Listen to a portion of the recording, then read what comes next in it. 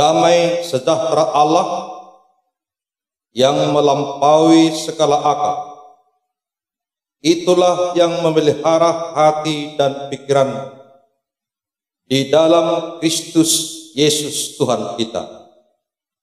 Amin.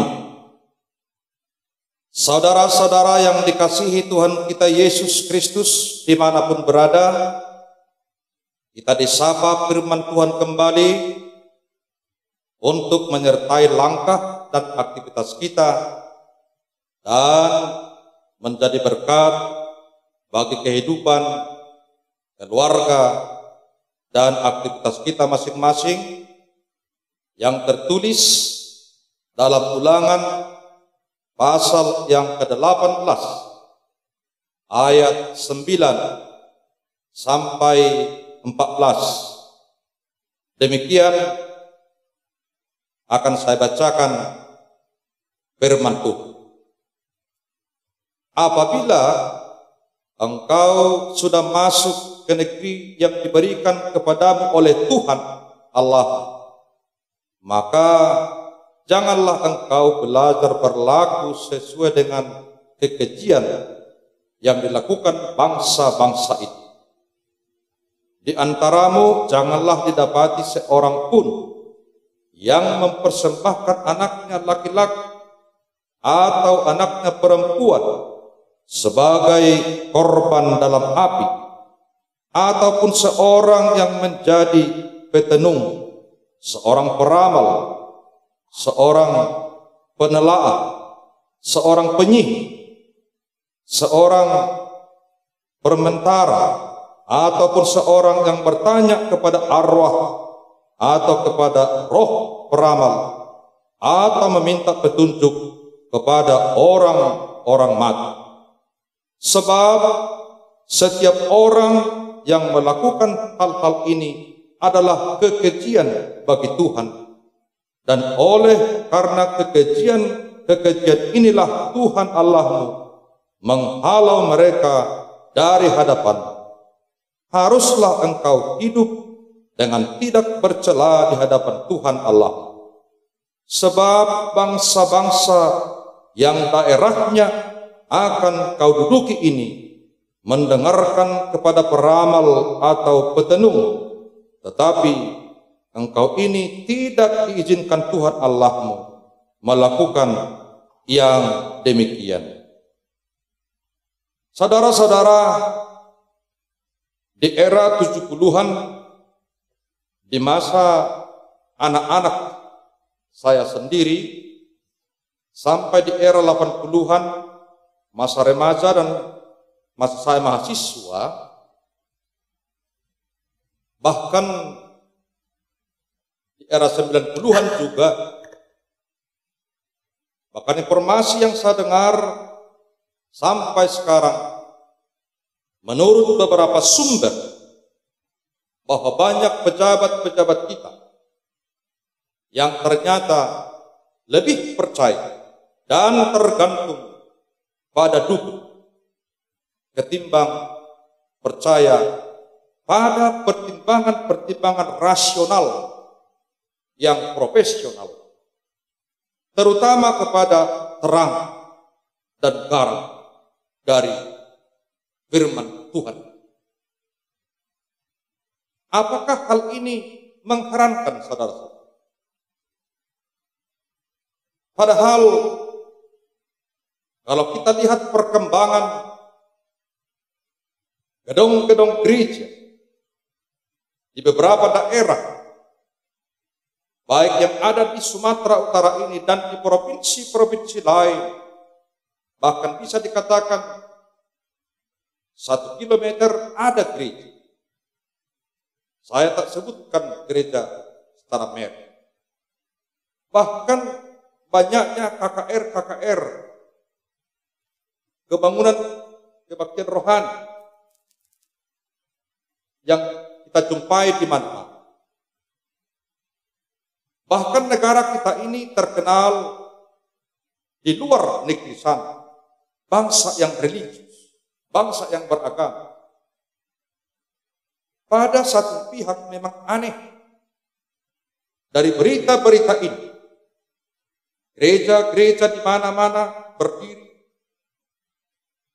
kebaktian, kebangunan rohani KKR di mana-mana kita lihat, bangsa religius, bangsa beragama terkenal, tetapi masih kita jumpai praktek-praktek perdukunan, bahkan pejabat-pejabat kita masih percaya kepada praktek perdukunan ketimbang yang logika, pertimbangan dari profesional, terutama dari firman Tuhan. Saudara-saudara, padahal kita ini dikatakan sudah masuk di era modernisasi, era industrialisasi, era teknologi digital, era globalisasi. Padahal kita masih percaya kepada hal-hal magis, hal-hal klinik, ilmu perdukunan, ilmu yang menerima pertahanan badan. Orang Batak bilang dibaju-bajui, jampi-jampi, dorma, yang sama sekali tidak rasional, aneh. Sudah 100 tahun kabar baik datang pada kehidupan kita, nenek moyang kita zaman. Bahkan masih kita temukan dalam tradisi-tradisi, ada yang menyembah kayu, ada yang menyembah sungai, ada yang menyembah sumber mata air. Bahkan di daerah pelayanan saya ini masih saya temukan. Ini faktor kegelapan di abad 17, 18, dan 19 yang dijumpai para misionar-misionar di era digital globalisasi ini masih kita temukan. Aneh. Namun, saudara-saudara, di pihak lain, hal itu juga tidak terlalu aneh. Saya tahu masih banyak di antara anggota-anggota jemaat yang percaya pada hal-hal yang demikian. Ini banyak kita jumpai, dia Kristen, dia pengikut Kristus, terdaftar di gereja secara tahu register, tetapi masih percaya dengan hal-hal yang demikian. Padahal Kristus Yesus datang ke dunia untuk mengalahkan okultisme, kegelapan, kuasa setan, kuasa itu.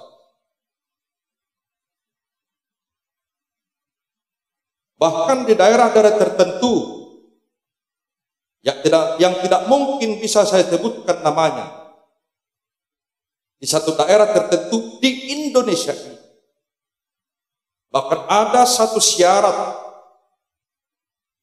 yang harus malam-malam telanjang bulan, bahkan bersembahyang di sebuah pantai karena keinginan untuk kaya, keinginan untuk dapat jodoh, padahal ya tidak kesampaian. Aneh. Orang-orang yang demikian melaksanakan. Bahkan kalau kita bandingkan film-film di era 60-an, 70-an, 80-an, bahkan di awal 90-an, di masa Susanto, banyak menayangkan praktek-praktek yang demikian. Film-film yang masih meyakini hal-hal okultisme. Percaya pada hal-hal yang begini, ternyata tidak hanya dimonopoli orang-orang kita Indonesia. Tidak hanya dimonopoli oleh orang-orang yang sudah mengaku Kristen, mengaku pengikut Kristus.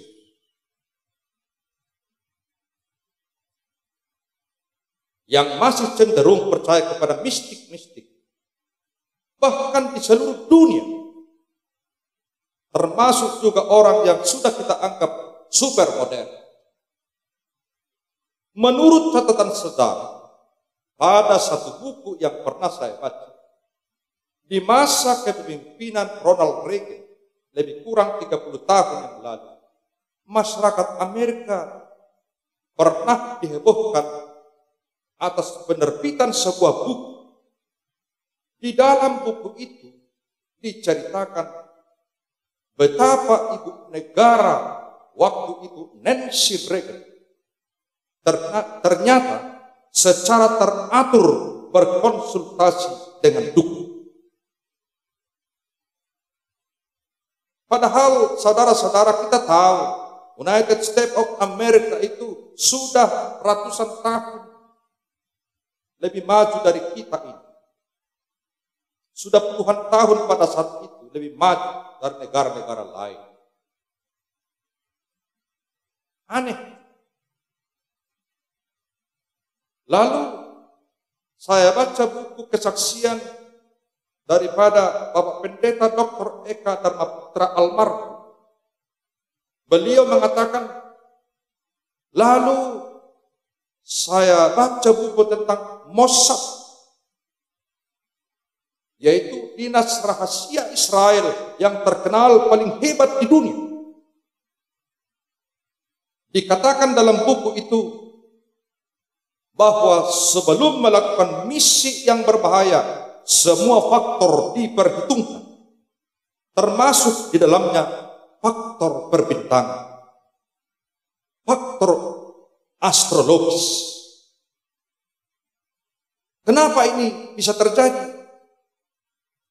Saya kira saudara-saudara, ini merupakan kecenderungan naluriah manusia. Tidak peduli apakah dia modern atau tidak.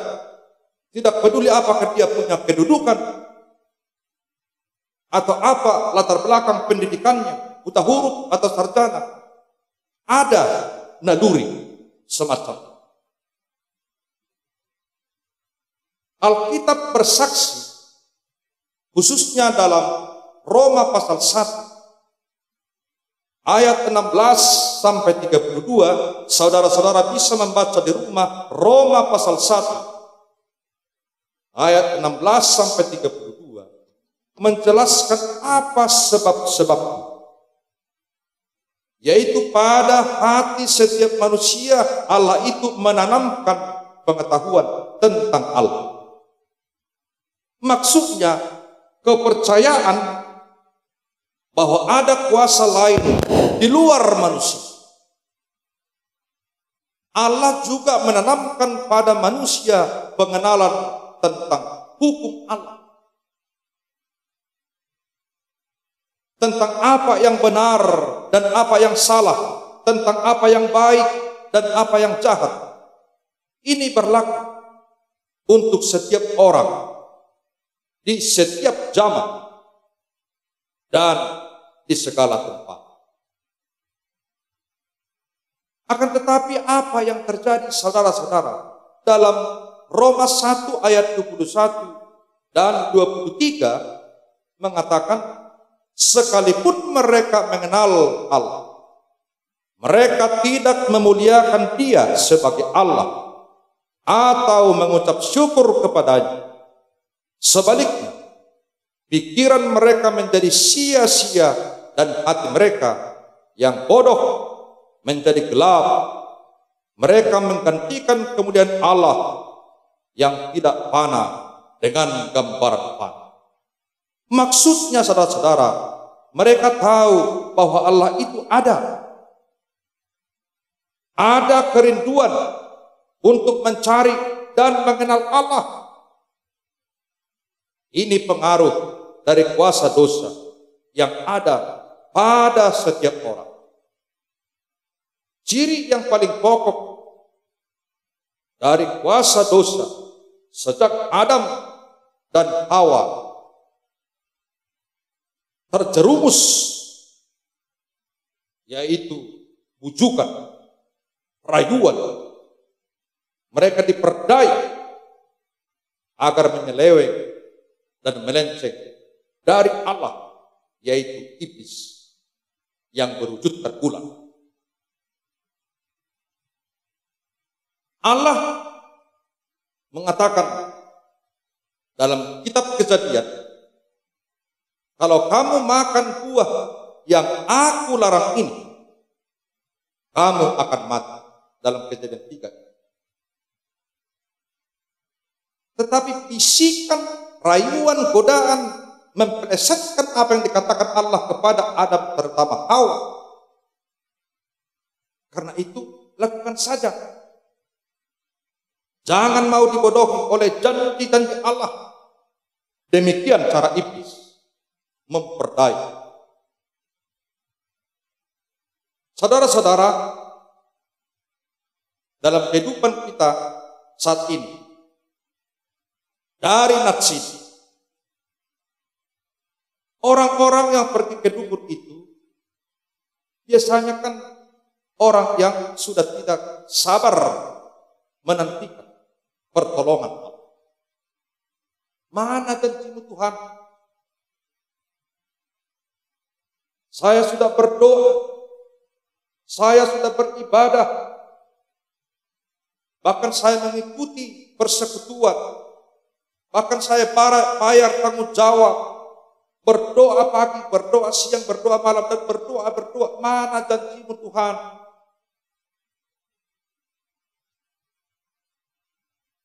Mana hasilnya? Lalu iblis berbisik dan memanfaatkan situasi itu. Ikut dengan saya.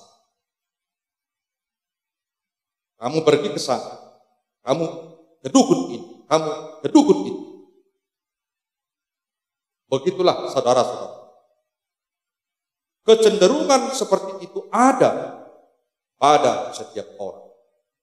Apalagi kalau orang itu berada dalam krisis yang hebat atau sedang mempunyai keinginan yang sedang meluap-luap. Di sini iblis masuk dengan rayuan dan bujukannya. Ada jalan pintas. Aneh. Memang begitu mudah marah-marah jika merasa dikecewakan Tuhan. Tetapi kalau dukun yang mengecewakan, dia tidak merasa apa-apa. Aneh kekristenan. Dalam Ulangan pasal 18 Nats khotbah ini dengan tegas mau mengatakan satu hal. Memang benar-benar bahwa ada setiap manusia naluri dan kecenderungan. Tetapi umat Allah, anak-anak Tuhan, orang-orang Kristen haruslah berbeda. Dalam banyak hal, orang-orang Kristen memang sama saja dengan orang-orang lain. Kita tidak harus menjadi orang-orang yang dalam semua hal lain daripada yang lain. Ya betul. Tetapi satu hal yang dituntut dalam nats ini, orang Kristen harus berbeda. Harus ada keunikan dan spesifik. Dan itulah yang diinginkan Allah melalui Musa kepada bangsanya setelah sampai di tanah Kanaan. Dalam Ulangan 18 ayat 14 dalam nats khotbah ini dikatakan, sebab bangsa-bangsa yang daerahnya akan kau duduki ini mendengarkan kepada peramal atau petenung, tetapi engkau ini tidak diizinkan Tuhan Allah melakukan yang demikian. Saudara-saudara, mereka memasuki daerah itu harus tetap percaya kepada Allah yang disembah nenek moyang mereka, Abraham, Ishak, dan Yakub. Allah tidak dapat melakukan praktek-praktek kesalahan yang sangat menkejikan, mendukakan Allah sendiri di tanah Kanaan. Mengapa larangan ini termasuk larangan pokok yang berarti dianggap sebagai dosa besar. Sebab kalau orang Kristen melakukan ini, artinya tidak kurang adalah tidak mempercayai Allah lagi, tidak mau tergantung kepada Allah lagi, menduakan Allah, meragukan Allah, bahkan menyangkal Allah sendiri. Padahal hukum yang pertama yang diberikan Allah kepada Musa, yang berlaku bagi umat Israel dan berlaku sampai saat ini, jangan ada padamu Allah lain di hadapan. Allah kita disebut sebagai Allah yang cemburu, tidak mau dimadu. Oleh karena itu tindakan ini amat menyakitkan bagi Allah apabila menyembah dewa-dewa dan menggantikan posisi Allah dengan segala ciptaan. Saudara-saudara yang dikasihi Tuhan kita dimanapun berada, ini yang semestinya terjadi. Jangan menuntut Allah melakukan keinginan. Jangan pernah tuntut Allah kita hanya untuk memaksakan kehendak dan keinginan. Karena Yesus Kristus juga dalam doanya, apabila cawan ini dapat berlalu, tetapi janganlah kehendak, jadilah kehendak. Yesus Kristus sendiri harus kehendak Bapa dan wujud kerajaan sorga yang jadi dalam kehidupan dan pekerjaan.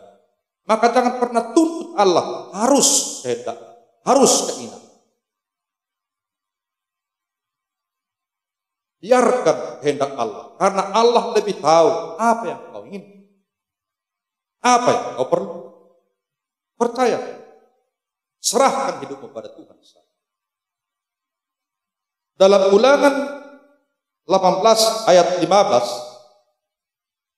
dalam nats ini, walaupun hanya 14 khotbah ini, tapi ada baiknya kita baca ayat 15. Dikatakan, seorang nabi dari tengah-tengahmu, dari antara saudara-saudaramu sama seperti aku, akan dibangkitkan bagimu oleh Tuhan Allah.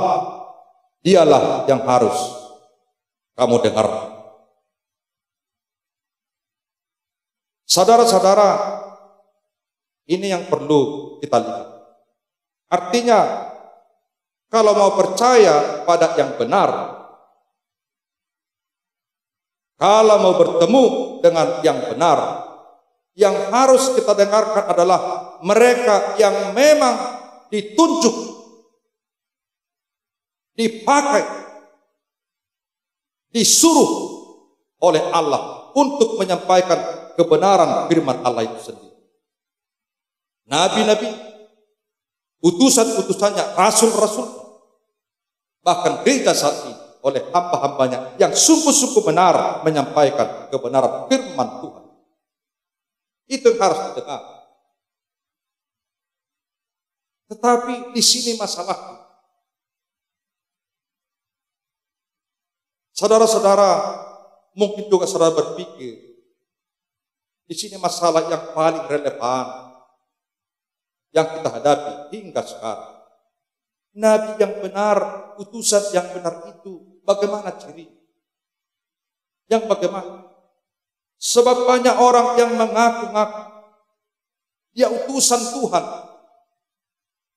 tetapi ajarannya lain, bahkan aneh, bertentangan dengan satu yang lain dari firman Tuhan.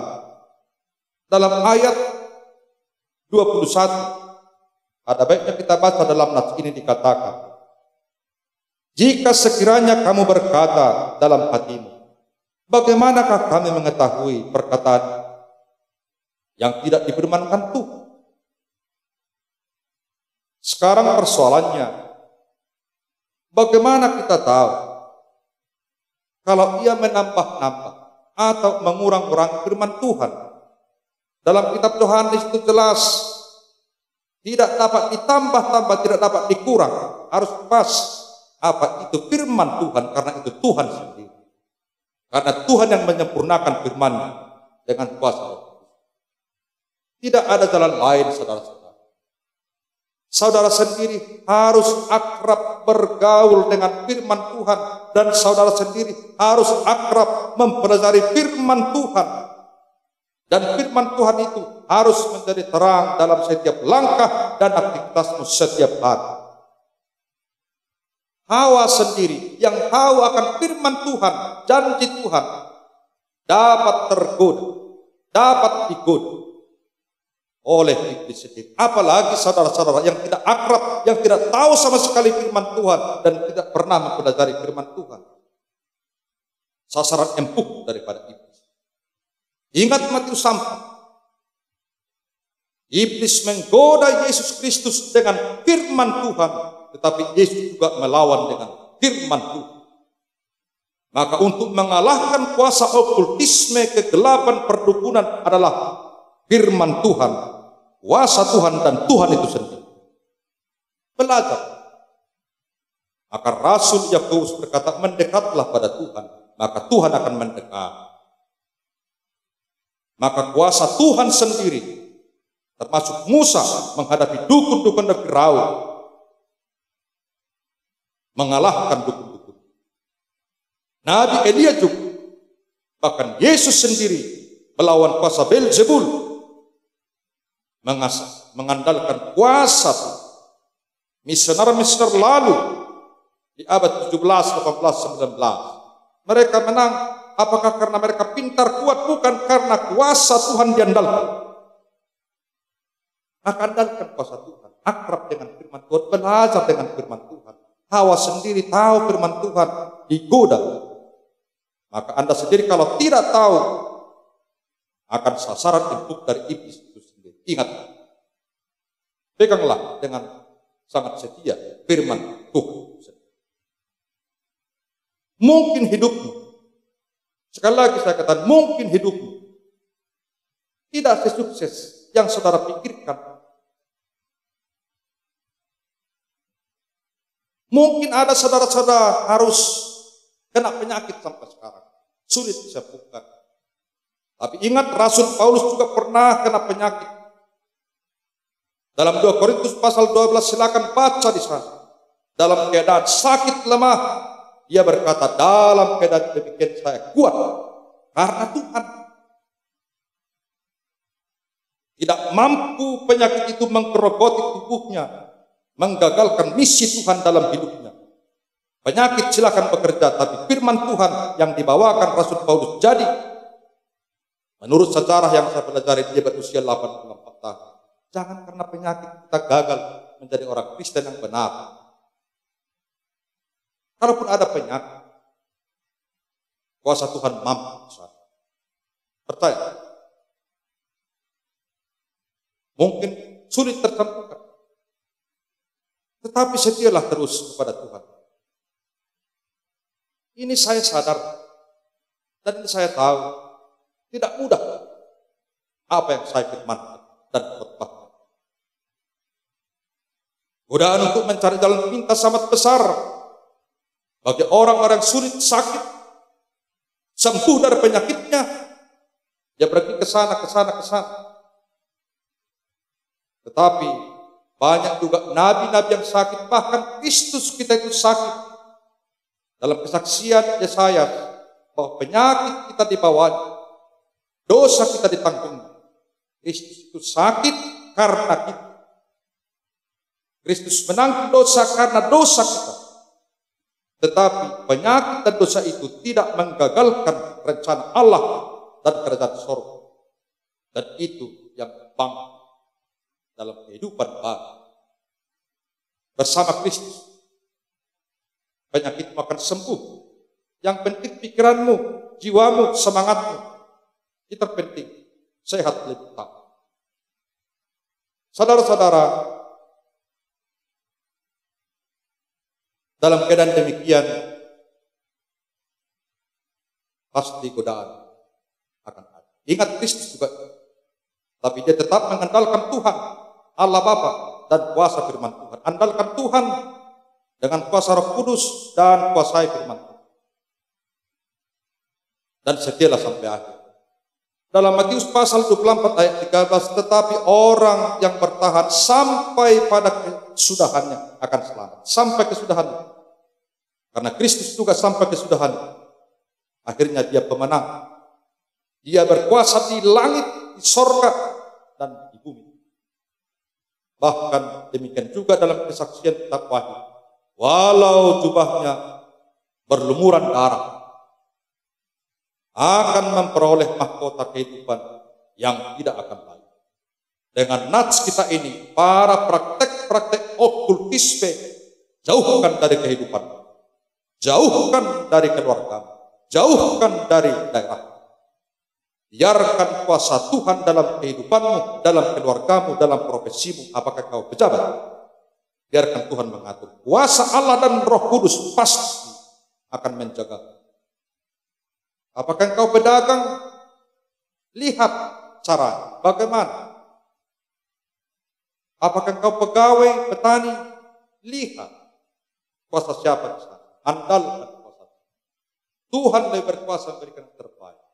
Dan melalui nats ini, segala praktek-praktek okultisme perdukunan yang tidak masuk di akal segera buang. Dan firman Tuhan, kuasa Tuhan, dan kuasa Roh Kudus menyertai saudara-saudara. Apabila dalam keadaan sakit, doa saya kuat dan kuasa Tuhan menyembuhkan. Apabila saudara-saudara ingin ada jodoh, cari. Tunjukkan kebaikan. Tunjukkan profesi. Tunjukkan kau bertuhan, berakhlak, bermoral, beretika. Supaya itu dilihat. Apabila engkau belum dapat kerjaan, berharap dan lihat waktu ini masih ada, manfaatkan kesempatan itu dengan baik. Dan Tuhan memberkati apabila kita selalu mengandalkan Tuhan kuasa dalam Roh Kudus. Kita berdoa. Terima kasih Tuhan atas firman-Mu. Kami disapa dan kami disinari oleh firman-Mu.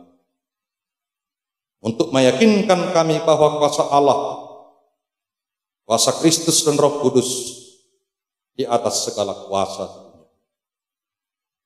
dan segala kuasa-kuasa kegelapan okultisme, kuasa iblis akan mampu kami kalahkan apabila kami mengutamakan kuasa Yesus Kristus dengan Roh Kudus dalam kehidupan, langkah dan profesi kami. Kiranya kami sebagai umat Kristen pengikut Kristus, kami sungguh-sungguh menjauhkan dari kehidupan kami bahwa hanya satu Tuhan yang patut kami sembah dan kami turuti, Allah Bapa di sorga, Yesus Kristus dan Roh Kudus. Karena Engkau sumber hidup dan Engkau memberkati kehidupan dan profesi kami masing-masing. Terima kasih Tuhan atas firman-Mu mengingatkan kami supaya kami menjauhkan praktek-praktek kegelapan dalam kehidupan kami, tetapi kami selalu dekat dengan firman-Mu dan kami setia mempelajari firman-Mu supaya Roh Kudus menolong kami mengerti dan memahami supaya kami kuat untuk melawan kuasa kegelapan atas bantuan Roh Kudus. Berkati para hamba-Mu, para penatua, para jemaat dimanapun mereka berada. Sembuhkan para yang sakit Tuhan melalui tangan-tangan medis. Berkati para petani, pedagang, pegawai negeri, wira swasta dimanapun mereka berada. Berkati setiap keluarga, berkati anak-anak mereka. Supaya kami diingatkan bahwa Engkau Tuhan yang dapat memberikan di luar kemampuan kami manusia. Karena Engkau Tuhan. Kami sungguh-sungguh bersukacita dengan firman-Mu dan kami sambut dengan sukacita kami. Dan kami memuji memuliakan nama-Mu Tuhan atas firman-Mu. Dan kami bersyukur dalam doa ini. Kami yakin Engkau dengarkan kami dan